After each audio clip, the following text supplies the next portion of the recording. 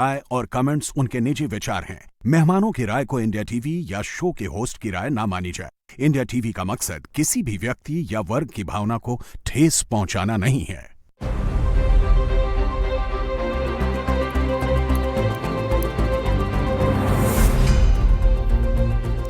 नमस्कार, बहुत स्वागत है आप सभी का आपके प्रोग्राम कॉफी पर कुरुक्षेत्र में। मैं हूं सौरभ शर्मा और उसकी तरह आपके साथ बातें करेंगे खुलकर, वो बताएंगे जो आपको कोई और नहीं बताएगा।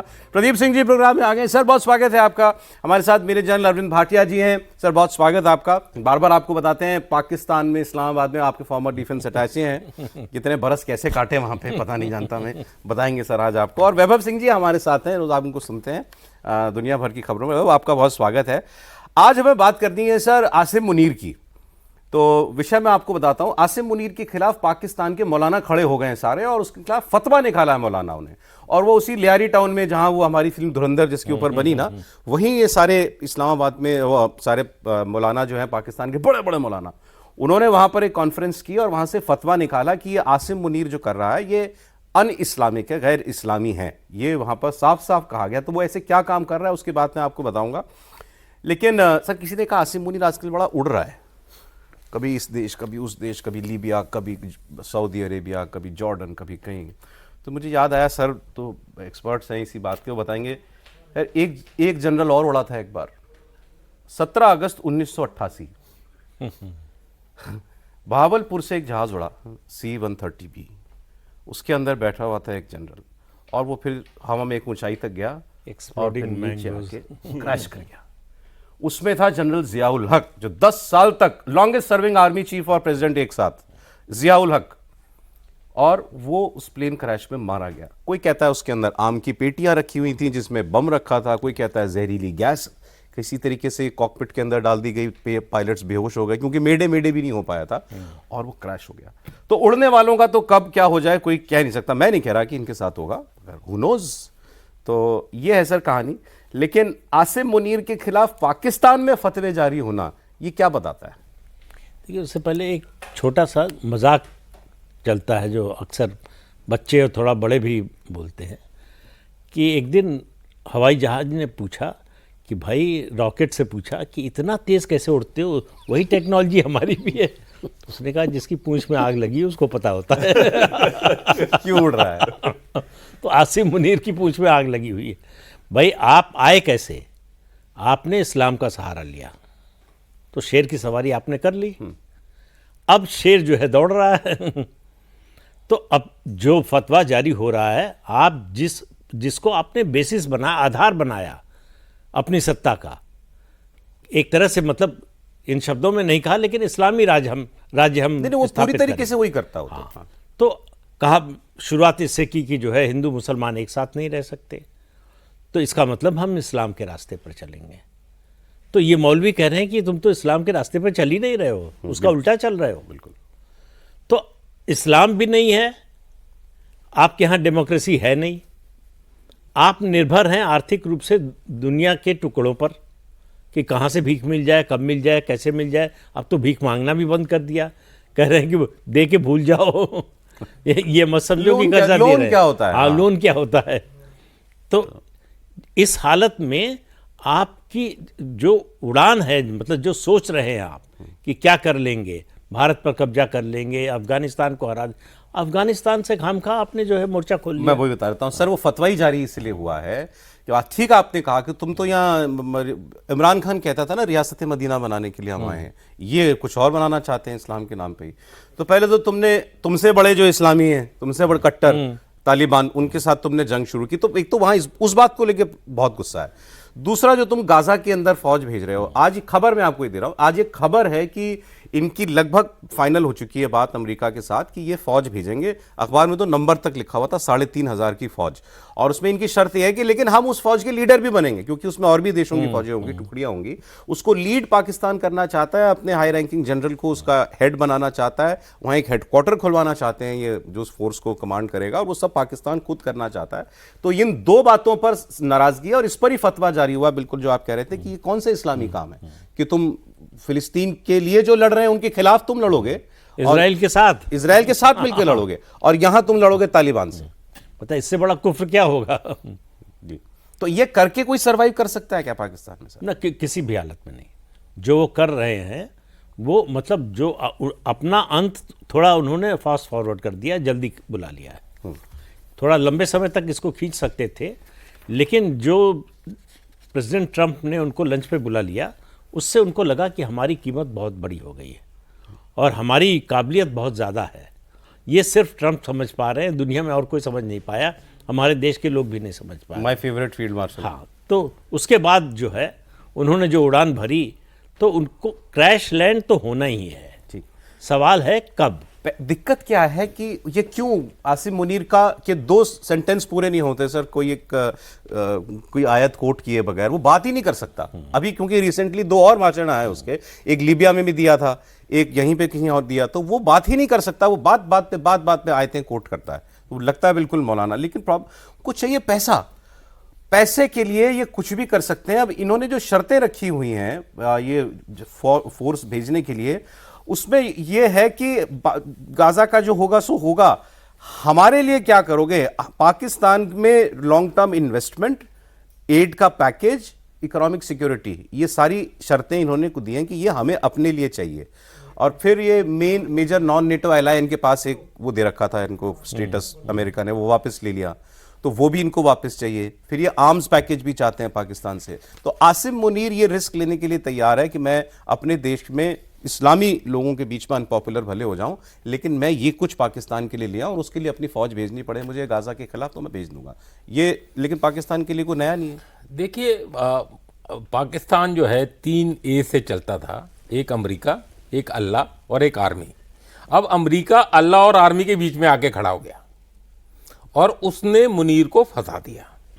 अब आप ये देखिए, जब शुरू में जो इंटरनेशनल स्टेबलाइजेशन फोर्स की बात हुई थी, जो गाजा पट्टी में जो मूट हुई थी और 8 इस्लामिक नेशंस ने उसमें साइन किया था, शहबाज शरीफ उसमें खुद बैठे थे जी। और जैसे ही वो वापस आए तो बैकलैश आया पाकिस्तान के अंदर, विरोध आया कि आप ये कैसे अपने ही मुसलमानों के अगेंस्ट एक स्टेबलाइजेशन फोर्स बनाने जा रहे हैं। लेकिन उसको क्या, डॉलर का सपना था।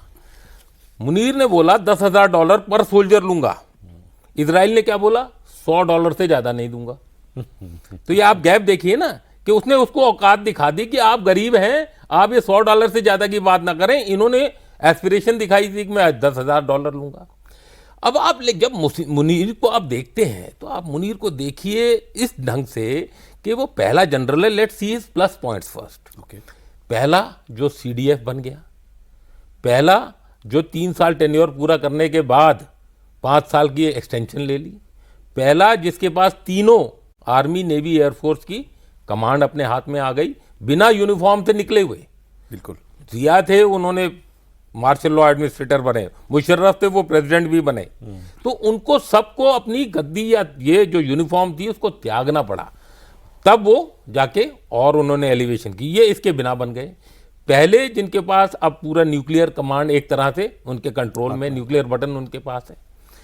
पहले जिनको किंग ऑफ साउथ ने, किंगडम ऑफ सऊदी अरेबिया ने वो सिविलियन अवार्ड दे दिया जो कि हमारे प्राइम मिनिस्टर जी के पास भी है।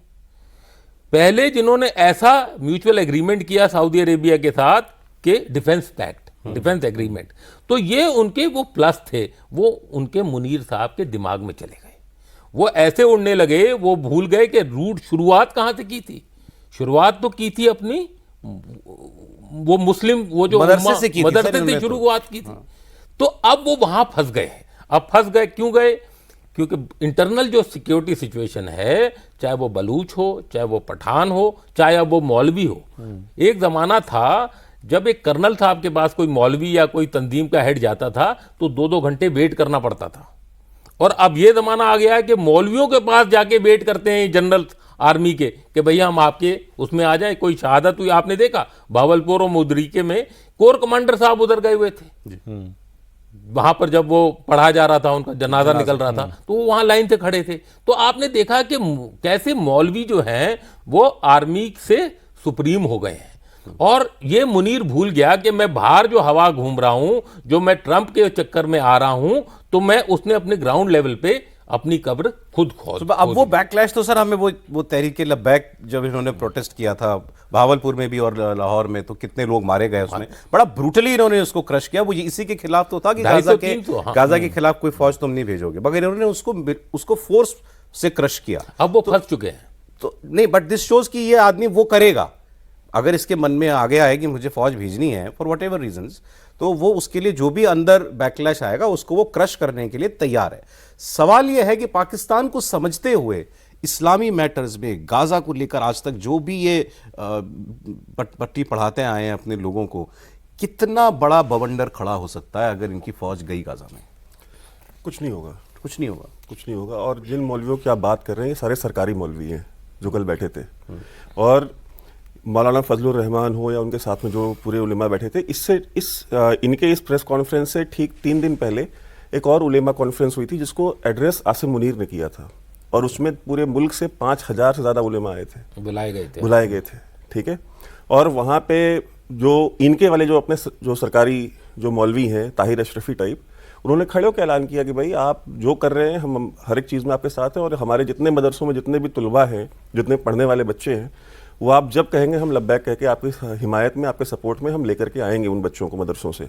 ठीक है, तो ये एक पॉलिटिकल कॉन्फ्रेंस, पॉलिटिकल मौलवी जो है, जो पार्टी जैसे मौलाना फजलुर रहमान है, जमीयत उलेमा इस्लाम फजलुर रहमान ग्रुप जो है वो उसको लीड करते हैं। ठीक है, तो ये पॉलिटिकल मौलवी हैं, ये राजनीति करने वाले मौलवी हैं, ये मदरसे भी हैं, इनके फजलुर रहमान के भी मदरसे हैं, लेकिन ये जाने जाते हैं अपनी पॉलिटिकल एक्टिविटीज़ के लिए। तो ऐसा नहीं है कि ये वो हैं जो एक फ़ोन कॉल पे सरेंडर करेंगे। इनको अगर आज की पॉलिटिकल पार्टी में, पॉलिटिकल गवर्नमेंट में, एस्टैब्लिशमेंट में अगर मौलाना फजलुर रहमान को एक अपॉइंटमेंट दे दी जाए या उनकी पार्टी से किसी को अपॉइंटमेंट दे दी जाए तो वो तुरंत सपोर्ट कर देंगे। ठीक है, अब मौलाना फजलुर रहमान के जो समधी हैं उनको गवर्नर बनाया गया था खैबर पख्तूनख्वा का, तब तक वो चुप थे, तब तक ये सारी डीलें सही चल रही थी। अब गवर्नरशिप चली गई तो अब मुल्क में जो है दिक्कत होगी। तो आप कह रहे हैं मुनीर के पास अपने सारे कामों के लिए रिलीजियस सैंक्शन भी है? रिलीजियस सैंक्शन तो देखिए नहीं है, आवाम का सैंक्शन भले ही ना हो, लेकिन ये जो मौलवी हैं, इन मौलवियों को पता है कि इनकी भी गुंडागर्दी पाकिस्तान में तभी तक चल रही है जब तक फौज उनको सपोर्ट कर रही है, क्योंकि जो पॉलिटिकल क्लास है पाकिस्तान की वो तो खुद इनके हाथों जो है ब्लैकमेल होती है, तो वो तो इनको पसंद नहीं करते।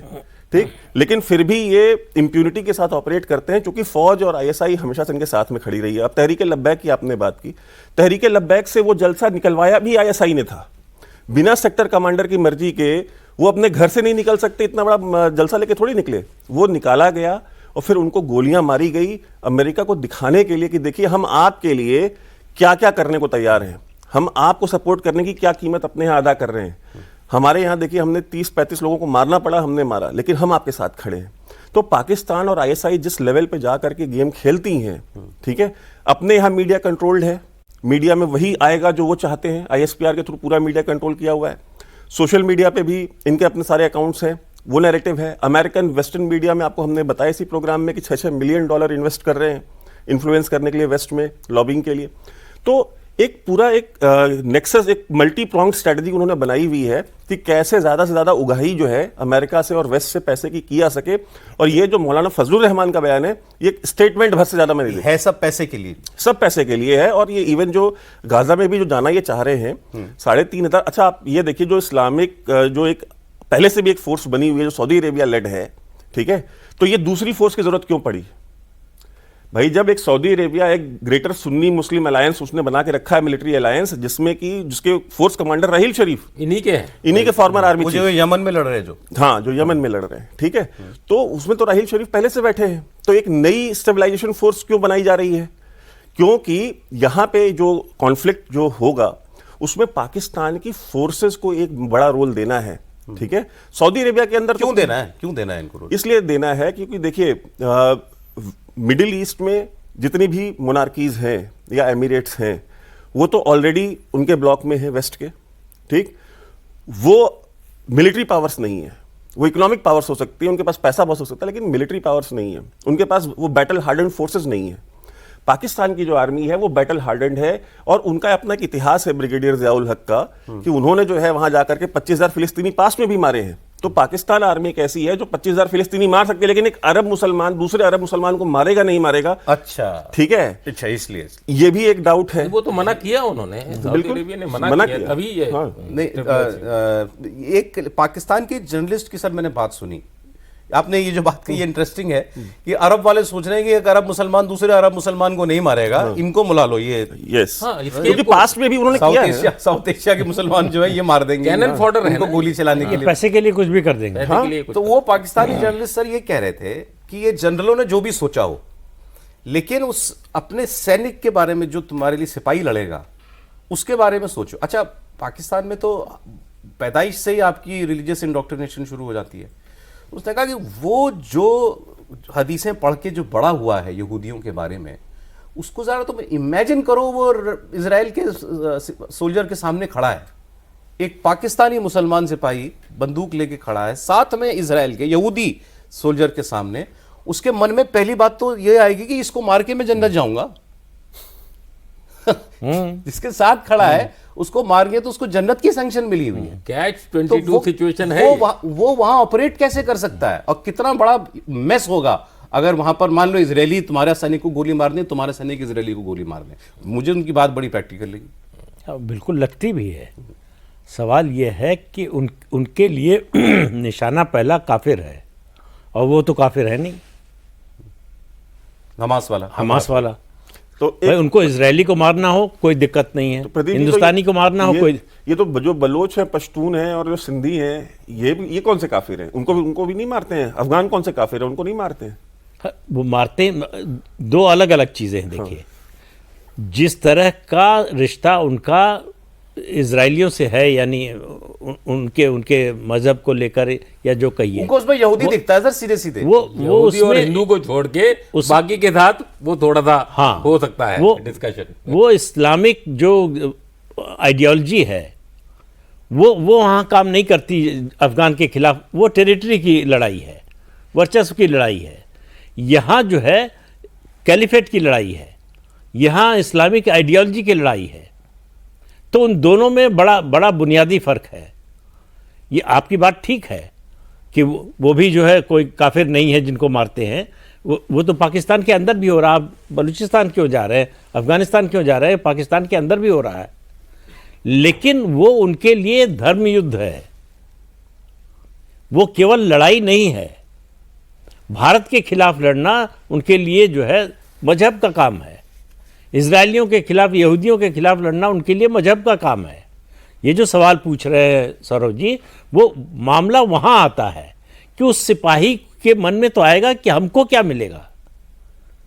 भाई ठीक है, मुनीर को पैसा मिल रहा है, लेकिन हम तो अपने दीन के खिलाफ जा रहे हैं। जो उसको बचपन से रटाया गया है उसके ठीक उल्टा आप उससे करवा रहे हैं। तो उसके सामने या तो इतना बड़ा प्रलोभन हो कि वो दीन को भूल जाए, ऐसा तो कुछ दिखाई नहीं दे रहा है। तो वो तो समझ रहा है ना कि हमको इस्तेमाल किया जा रहा है। और ये जो मुनीर सब कर रहा है, ऐसा नहीं कि अमेरिका को समझ में नहीं आ रहा है कि आप ये सचमुच कर रहे हैं कि दिखावे के लिए कर रहे हैं। तहरीक लब्बैक के खिलाफ जो आपने काम, उनको याद है ओसामा बिन लादेन, वो भूलेंगे थोड़े। 71 का जो मामला था उसको अमेरिका और यूरोप आज तक नहीं भूले हैं। वो लड़ाई भले ही पाकिस्तान और भारत की थी, लेकिन वो लड़ाई दरअसल सोवियत संघ और अमेरिका की थी। अमेरिका हारा, सोवियत संघ जीता। हम सोवियत संघ की तरफ से लड़ रहे थे, समझ लीजिए, पाकिस्तान अमेरिका वेस्ट की तरफ से लड़ रहा था। तो उस हार का दर्द जो है अभी भी अमेरिका को है। तो इसलिए आप देखिए कि 30 साल से ज़्यादा हो गए ये प्रॉक्सी वॉर को। अमेरिका का क्या रुख है, हादी पर क्या रिएक्शन था अमेरिका का, और पहलगाम के में जो जिनका नरसंहार हुआ उन पर क्या था। तो अमेरिका पाकिस्तान के साथ था, है और रहेगा, क्योंकि अब एक नई स्थिति आ गई है जो 71 से बिल्कुल अलग है कि हम इकोनॉमिकली बहुत तेज़ी से आगे बढ़ रहे हैं। अमेरिका को यह भी लग रहा है कि चीन को बढ़ाकर हमने गलती की, वो गलती भारत के साथ नहीं करना है। तो भारत को परेशान रखना है, उलझाए रखना है। अगर वो अपने आस पड़ोस में कॉन्फ्लिक्ट में फंसा रहे तो उसकी रोक नहीं सकते हम इकोनॉमिक प्रोग्रेस। लेकिन स्लो डाउन तो कर सकते हैं। तो इसलिए जो मुनीर को वो लंच पे बुला रहे हैं, पैसा दे रहे हैं, सब कर रहे हैं, उसके पीछे उद्देश्य वो। अभी ट्रंप ने अभी फिर 4 दिन पहले नाम लिया, नाम तो लिया उसको आसिम मुनीर का, लेकिन वो पाकिस्तान का एक ग्रेट जनरल, फिर उसने बोला। तो फील्ड मार्शल टाइप बोलते अब रहते हैं। ट्रंप जो है आसिम मुनीर की वाहवाही करके इसको चढ़ाए रखना चाहते हैं, या इन्होंने कुछ ट्रंप को जो है वो कुछ जादू टोने में ले लिया, ये तो नहीं हम कह सकते। बट सर एक बात तो माननी पड़ेगी कि आसिम मुनीर ने वेरी वेरी क्राफ्टफुली पिछले 1 साल में, आप देखिए ना, ये आदमी कहां था, या जब अपॉइंटमेंट हुई आर्मी चीफ पर, वो दिन और आज का दिन है, इस आदमी की प्रोफाइल कहां से कहां चली गई है। अभी जैसे भी किया उसने अपने देश के अंदर सारी सत्ता को एक अपनी मुट्ठी में लेना। सबसे बड़ा कारण है कि वहां पॉलिटिकल लीडरशिप नहीं है। आप 1 मिनट के लिए कल्पना कीजिए कि इमरान खान प्रधानमंत्री होते तो कर पाता क्या ये? तो शहबाज शरीफ जो है वो तो लगता है कि उनका पीए चपरासी है मुनीर का, प्रधानमंत्री की तरह लगता ही नहीं है। लेकिन सर वो देखिए फिर, लेकिन ना उसको मैंडेट है। मैं बाहर की बात करता हूं, दुनिया की बात करता हूं। अभी उसने ऑपरेशन सिंदूर में चाइना का पूरा सपोर्ट लिया, चाइना से जहाज ले रहा है, चाइना से सबमरीन वॉरशिप्स ले रहा है, तुर्की से जहाज खरीद रहा है, खरीदते तो कुछ भी नहीं, खैरिए वो लिए ड्रोन, वो लिया, अभी एक वॉरशिप वो दी है। लीबिया के साथ जाके $4 बिलियन का लोग कहते हैं आर्म्स कॉन्ट्रैक्ट वो जो है वो करके आया है। आपने बता ही दिया, अरब किंगडम्स में सारी कंट्रीज के साथ जो है उसने, सऊदी का आपने बताया अवार्ड ले लिया है।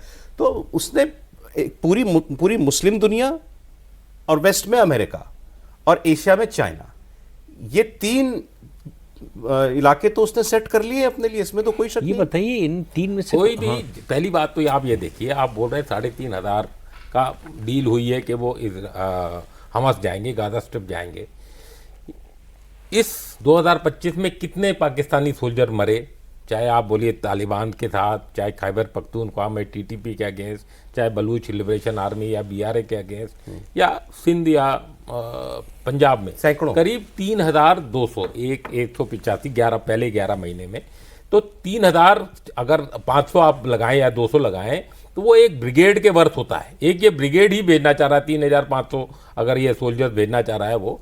तो पाकिस्तान में ये जो इंटरनल सिक्योरिटी सिचुएशन खराब हुई है, उसकी वजह से एक ब्रिगेड का लॉस हर साल करीब हो रहा है 200 से 300% बढ़ी है। ये जो टीटीपी की जो अटैक्स हैं इनके सोल्जर्स के ऊपर, इनकी पोस्टों के ऊपर, इनके कॉन्वॉयज के ऊपर, वो बहुत बड़ा डीमोरलाइजिंग फैक्टर होता है, डीमोटिवेटिंग फैक्टर होता है। लोग बोलते हैं हमें पोस्ट मत करो जी, हम नहीं जाना चाहते, हम जीएचक्यू में ठीक है, हम नहीं जाएंगे, क्योंकि बॉर्डर भेजने के लिए अलाउंसेस मिलते हैं, कोई difficult area allowance, remote area allowance जैसे हमारे यहाँ मिलते हैं, वहां पर भी मिलते हैं। वो बोलते हैं हमें नहीं चाहिए, आप हमें यहीं रखो, क्योंकि उसको पता है कि वो वहां पर मर जाएगा। उस पे अब आप उसको अपने धर्म के खिलाफ वहां भेजना चाह रहे हो, जहां की उसने एक यहूदी के साथ खड़े होके स्टेबलाइज करना है गाजा स्ट्रिप को, और हो सके तो गोली चलानी है किसके ऊपर, एक मुसलमान के ऊपर।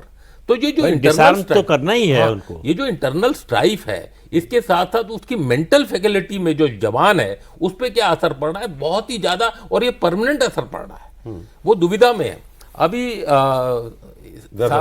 साहब ने बोला, वैभव ने, कि भाई ये कुछ नहीं होगा, वो भेज देगा, फोर्स भेज देगा, कोई ऐसा फतवा जारी हो गया। फतवा जारी करने से कुछ नहीं होता, कितने फतवे जारी होते रहते हैं, खत्म होता रहता है। जब तक ये इतने यूनिफॉर्म में है ये सिक्योर मानता है, नहीं तो या तो वो जहाज वाला केस हो जाए, वो बात दूसरी है। लेकिन जब तक यूनिफॉर्म में है, ये बड़ी ककूंड उस एनवायरनमेंट में रहता है। जब इसका ऑफिस भी मेरे ख्याल से ऊपर नहीं बैठता होगा, ये बंकर में ही बैठता होगा, कोई इसकी सिक्योरिटी लीक नहीं होती कि ये कहाँ जा रहा है, क्या प्लानिंग हो रही है, सब कुछ वो वैसे होता है। और पाकिस्तान में कुछ भी हो सकता है। मैं आपको ये बोल रहा हूं कि आसिफ मुनीर यहां पर फंसा है, भेजना भी पड़ेगा क्योंकि उसको पैसे चाहिए, और पैसे अगर $1,000 आते हैं पाकिस्तान में, तो $900 तो आर्मी या जनरल के पास जाते हैं, $100 बचते हैं पाकिस्तान में, उसमें कर लो, आप क्या कर लोगे। अब उसने एक नया फ्रंट शुरू करने की कोशिश की बांग्लादेश में, बट वो ये भूल रहा है कि उससे बड़ा फ्रंट तो उसके अंदर ही खुला हुआ है, चाहे वो पंजाब में हो, चाहे वो सिंध में हो, क्योंकि एक इमरान खान फैक्टर है जेल में, उधर पश्तून फैक्टर है, इधर बलोच फैक्टर है, इधर कराची में फतवे जारी हो गए और लॉ एंड ऑर्डर इशू है। तो सब तरफ से इंटरनली वो घिरा हुआ है। वो उभरा जरूर है। कोई भी जनरल बनता है, बनते ही वो 3 जगह पहले जाता है, जाने की कोशिश करता है। एक चाइना, क्योंकि 90% हथियार वहां से आने, दूसरा सऊदी अरेबिया, क्योंकि उसने जाके मक्का मदीना जाना है और पैसे मांगने, और तीसरा वो कोशिश करता है कि मैं अमेरिका चला जाऊं। तो ये 3 जगह को उसने, ये कोई नया नहीं कर रहा है, जो नया नहीं कर रहा, वो तीनों कोई भी हो जनरल बनते ही पहला उसका जाके उसने सलाम चाइना करना है, फिर सऊदी अरेबिया करना है, और फिर यूएस से जाने की कोशिश करनी है। वो जनरल लगे रहते हैं कि भाजपा को नहीं अलाउ किया काफी समय तक, बट वो कोशिश हमेशा जारी रहती है। तो ये वो यही कर रहा है। दूसरी बात है कि चाहे कुछ भी कहो, इस्लामिक बॉम्ब तो इन्हीं के पास है ना। कोई नहीं कहता कि पैसे तो सऊदी अरेबिया ने दिए, तो वो बोल रहा साडा हक एत्थे रख। अभी जनरल बख्शी बोल रहे थे थोड़े दिन पहले कि सऊदी अरेबिया बोल रहा भैया साडा हक एत्थे रख, ये हमारा बम है। हाँ, ये हमारा बम है, इसकी सिक्योरिटी हमें दे। तो वो ये फंसा हुआ है, ये इंटरनेशनली फंसा हुआ है, और इंटरनली तो फंसा ही हुआ है, क्योंकि इस तरह ये फर्स्ट चीफ फील्ड मार्शल होगा जो पाकिस्तान के 4 टुकड़े करवाएगा। ये आप मेरी बात अभी नोट करके रखें। 4 टुकड़े करवाएगा। आपको भी लगता है सर? देखिए, मेरा इसमें थोड़ा डिफरेंट पॉइंट ऑफ व्यू है। लीबिया को आपने बात की $4 बिलियन की डील, तो लीबिया के ऊपर तो यूएन के सैंक्शन लगे हुए हैं, तो फिर डील कैसे हो गई? नहीं हुई, नहीं डील, वो नहीं, तो बोल के आ गया है। नहीं, उसको अलाउ किया गया, अलाउ भी कैसे, मतलब नहीं, उसको अलाउ किया गया है बिकॉज CIA चाहती है कि वो $4 बिलियन के हथियार ये दे, ठीक है। अमेरिका की मर्जी से वो डील हुई है, कि वरना यूएन का सैंक्शन लगा हो और डील कैसे हो जाएगी, पेपर कैसे साइन हो जाएंगे। तो ये चूंकि, और जैसे ये डील करके आए, उस रिजीम का जिसके साथ इन्होंने डील की है, उसी रिजीम में से एक जनरल जो है उसका भी प्लेन क्रैश हो जाता है, वो मर जाता है, ठीक है। तो ये टर्की, अमेरिका, पाकिस्तान, ये सारे मिल करके वहां उस रीजन में गेम खेल रहे हैं, ठीक है। उनको लीबिया, आपको पता है लीबिया दुनिया में इस समय इलीगल जो गन्स का सबसे बड़ा मार्केट है। जितने हथियार अमेरिका छोड़ के गया अफगानिस्तान में, उसमें से आधे से ज्यादा हथियार बिक करके लीबिया गए, और लीबिया में इस्तेमाल भी हुए, और लीबिया में उनकी पूरी मार्केट बनी, जहां से दुनिया भर के अलग अलग टेररिस्ट ग्रुप्स आए और उन्होंने वहां से वो हथियार खरीद के अपने अपने देश में लेके गए, ठीक है। तो CIA जो है ना, वो इस तरह के गेम्स खेलती रहती है, पहली बात। और तो उस गेम में भी उनका बहुत बड़ा प्लेयर आसिम मुनीर है। सऊदी अरेबिया को पता है कि एक हाफिज कुरान, जो कि हमारे यहाँ सऊदी अरेबिया में मिलिट्री अटैचे रह चुका है, ठीक है, रह चुका है। ये हाफिज वहीं बना था जाकर के, जब वहां मिलिट्री अटैचे था। तो इसने कुरान वहीं हिफ्ज की थी, ठीक है। तो ये जो आप कह रहे थे ना, आयतें कोट करता रहता है, क्योंकि उसने रटी हुई है पूरी कुरान, ठीक है। तो ये सऊदी अरेबिया को भी पता है कि हमारे साथ हमारे काम का आदमी ये है। तो और आप मुझे ये बताइए कि जो पाकिस्तान के मौलवी हैं, वो सऊदी अरेबिया के मर्जी के बिना किसी का सपोर्ट या विरोध करेंगे? अगर सऊदी अरेबिया ये डिसाइड कर ले कि नहीं आसिम मुनीर को रहना है, तो पाकिस्तान में रहने वाला कौन सा मौलवी है जो उनका विरोध करे? क्योंकि पैसे, चंदे इनके मदरसे चलाने के लिए जो सबसे ज्यादा आते हैं, वो कहां से आते हैं? सऊदी अरेबिया से आते हैं। मेन मॉस्क इस्लामाबाद में सऊदी अरेबिया, ठीक है, फैसल मॉस्क है वहां पे, ठीक है। उसकी मेंटेनेंस का पैसा कौन देता है? वो देते हैं।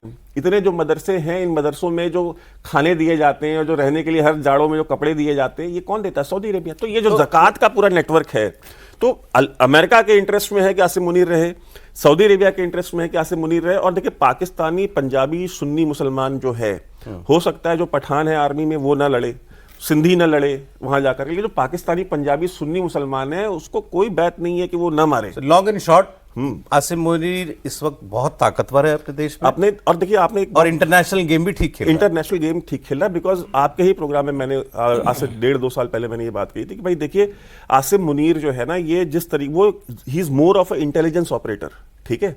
वो मुशर्रफ की तरह या किसी और की तरह जो है, एक इन्फेंट्री ऑफिसर की तरह वो नहीं सोच रहा है, ठीक है, कि ठीक है इसको उठा के जेल में डाल दो, इसको फांसी चढ़ा दो, ये नहीं। वो स्मार्टली खेल रहा है। आप मुझे बताइए, इमरान खान की पॉपुलर बहुत है। इमरान खान आज जेल से बाहर निकल जाए, बाहर निकलते ही इमरान खान का एक ऐसा सैलाब आएगा जिसमें पूरा पाकिस्तान बह जाएगा। मैं मानता हूं इस बात को। लेकिन आज इमरान खान जब अंदर है, तो सड़क पे कितने लोग इमरान खान के लिए निकलते हैं? 200 आदमी। हाँ, नहीं ठीक बात है। 200। इमरान की बात कर लेते हैं। सर ने भी कहा भी कि इमरान खान बाहर होता तो क्या ये बन पाता? शायद नहीं हो पाता। नहीं, तब भी बनता। इमरान खान इससे डील कर लेता। जो इमरान खान का नेचर है, वो आज भी इमरान खान क्या मांग रहा है? मैं अब इस जुड़ी भी खबर है कि शहबाज गवर्नमेंट जो है, शहबाज शरीफ ने खुद, प्राइम मिनिस्टर ने कहा कैबिनेट में कि हम PTI से, इमरान खान की पार्टी से बात करने के लिए तैयार हैं। अगर लॉजिकल इश्यूज पर बात होगी तो हम, क्योंकि वो इश्यूज तो किसी ने डिफाइन नहीं किया, बट उनका हम बात करने के लिए तैयार हैं। एक खबर सर और बड़ी इंटरेस्टिंग आई, एक जर्नलिस्ट को मैं सुन रहा था, उन्होंने कहा जो लास्ट मीटिंग इमरान खान और उनकी बहन की हुई जेल में, ऑब्वियसली वो सब रिकॉर्ड किया जाता है जेल में, तो वो रिकॉर्डिंग्स कुछ लोगों ने सुनी हैं, और उन रिकॉर्डिंग्स को सुनने के बाद उन जर्नलिस्ट का ये कहना था कि इमरान खान इस बात से कन्विंस्ड है कि एक दिन रिवॉल्यूशन होगा, अचानक लाखों लोग सड़क पे आ जाएंगे और ये सारी जो इनकी सल्तनत चल रही है आसिम मुनीर की, सारी बह जाएगी और मुझे जेल से छुड़ा के लोग बाहर निकाल लेंगे। ऐसा उनको इमरान खान ऐसा मानते हैं, उस रिकॉर्डिंग को सुन के उनका ऐसा मानना था। मगर तो शहबाज ने बातचीत की पेशकश की है, ये क्या बताता है? नहीं, देखिए, इमरान खान का ये ख्याली पुलाव हो सकता है, लेकिन इमरान खान को पाकिस्तान का इतिहास भी मालूम है। पाकिस्तान ने ईस्ट पाकिस्तान में, जो अब बांग्लादेश है, टैंक भी लगाया, कितने लाख लोगों को मारा, 30, लेकिन रोक पाए क्या? तो जब जनता सड़क पर आ जाती, मरने को तैयार हो जाती है, फिर आपका टैंक, गोली, ये सब कुछ काम नहीं करता है। लेकिन ये किसी को मालूम नहीं कि क्या ऐसा होगा। शेख मुजीबुर रहमान उस समय बहुत ताकतवर थे, पॉपुलर लीडर थे, मैंडेट मिला था, इमरान खान को भी मिला था, लेकिन अब इमरान खान क्या उस स्थिति में है? सवाल इसका है। बांग्लादेश के लिए मुजीबुर रहमान हीरो थे, आइकन थे, पाकिस्तान के लिए भी हैं, लेकिन पाकिस्तान में चलती उसकी है जो पंजाब का है। तो पंजाबी लॉबी के सामने चाहे पश्तून हो चाहे सिंधी हो, वो नंबर 2 पर ही रहेगा। तो इसलिए इमरान खान का ये सोचना, मतलब ये ख्याल जो है, हो सकता है कि ऐसा हो, अभी कम से कम सामने तो दिखाई नहीं देता कि ऐसा होने। लेकिन इमरान ने लोगों से बाहर निकलने की अपील भी की है अपने समर्थकों से। आपको लगता है ये शहबाज शरीफ पर कोई दबाव है कि भाई कोई ऐसा कोई बवाल ना क्रिएट हो जाए स्ट्रीट प्रोटेस्ट का? शहबाज शरीफ कौन है? आसिम मुनीर पर दबाव पड़ेगा कि नहीं, सवाल इसका है। क्या उनको लगता? और आसिम मुनीर को मालूम है कि इमरान निकलेगा तो उसके लिए परेशानी पैदा करेगा, कोई मदद नहीं मिलेगी, चाहे वो डील करके निकले या बिना डील के निकले। इमरान खान को जेल से निकालना आसिम मुनीर के लिए एक नया सरदर्द। नहीं, मैं जानना चाह रहा हूं, क्या आसिम मुनीर के लिए इमरान जेल में बैठा भी थ्रेट है? निश्चित रूप से, मतलब थ्रेट अगर नहीं है, परेशानी का कारण तो है। नहीं तो वरना बातचीत का ऑफर क्यों दिया है? बातचीत का ऑफर ये दिखावा है। देखिए, मैं आपको कई बार पहले भी बताया, आप ये देखिए, आसिफ मुनीर की जो फौज है, हमारे 3000 लोग ढाका पहुंचे थे 71 की लड़ाई में। कितनों ने सरेंडर किया 3000 के सामने? 93,000 ने। 93,000 ने 3000 के बाद, चलो उसको बोला गया था कि चारों तरफ से घिर गए हो, ये कर रहे हो, उसके अपने इंटेलिजेंस एजेंट नहीं थे, उसके अपने मुखबिर नहीं थे, वो नहीं बता रहे थे कि ये तो कोई दिख ही नहीं रहे, और आप बोल रहे हो 30,000। लेकिन 30,000 भी होते तो 93,000 वो कर दें, सरेंडर कर दें।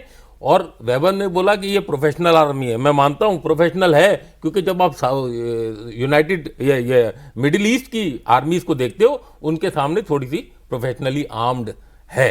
लेकिन आर्म्ड किसके ऊपर है? सोल्जर्स के ऊपर है। बट सोल्जर्स की मोराल कहाँ है? बिल्कुल जूतों में है। अच्छा, चाहे वो पंजाबी बने, क्योंकि पंजाबी पंजाब में तो सेफ है, उसे पता है मैं बॉर्डर में चला गया तो मुश्किल है, उसको खाली डॉलर दिख रहा है। जो टेररिस्ट बनता है उसको पहले घर में पैसे भेजे जाते हैं और फिर बोलते हैं बेटा तू तैयार हो जा 72 ज़हूरों से मिलने के लिए, है कि नहीं? तो पैसा ही है वहां, गुर्बत का कहान। ये जो रेबेलियन आएगा, ये इमरान खान लेके नहीं आएगा। अच्छा। ये रेबेलियन आएगा वहां की ग्राउंड सिचुएशन पे, वहां की गरीबी पे, वहां की पानी की किल्लत पे, वहां दूध की किल्लत पे, वहां बिजली की मारामारी पे, इस पे आएगा ये रेवोल्यूशन। और ये आएगा जरूर। और मेरे को ये लगता है कि it will be from the fringes come to the centre towards Punjab. Sir समय इतना ही था। क्लोज करते हुए हम लोग प्रोग्राम से पहले बात मैंने कहा सर से कि मैंने कहा सर ये तो क्या मतलब हमारे लिए तो ये हमेशा की सरदर्दी है पाकिस्तान, क्योंकि वहाँ आज तक तो कोई ऐसी सरकार आई नहीं जो आपसे जेन्युइनली अच्छे रिश्ते चाहती हो। तो कहा था कि भाई इसके टुकड़े हुए बगैर शांति मुमकिन नहीं है। अब वो कब होंगे, कैसे होंगे? अब तो लगता है कि पाकिस्तान ही नहीं, बांग्लादेश के भी टुकड़े हुए बिना जो है जी। अब ये किसी को लग सकता है कि आप दूसरे देश के लिए ऐसी ख्वाहिश कर रहे हैं। दूसरा देश नहीं, दुश्मन देश के लिए ऐसी ख्वाहिश कर रहे हैं। पहले भी एक बार हमने कहा था। ठीक है सर, देखते हैं कब होता है काम मेरी जिंदगी में, आपकी जिंदगी में कब तक। बहुत शुक्रिया प्रदीप जी, प्रोग्राम जानने के लिए धन्यवाद सर। जन साहब बहुत शुक्रिया आपका, बहुत शुक्रिया आपका भी।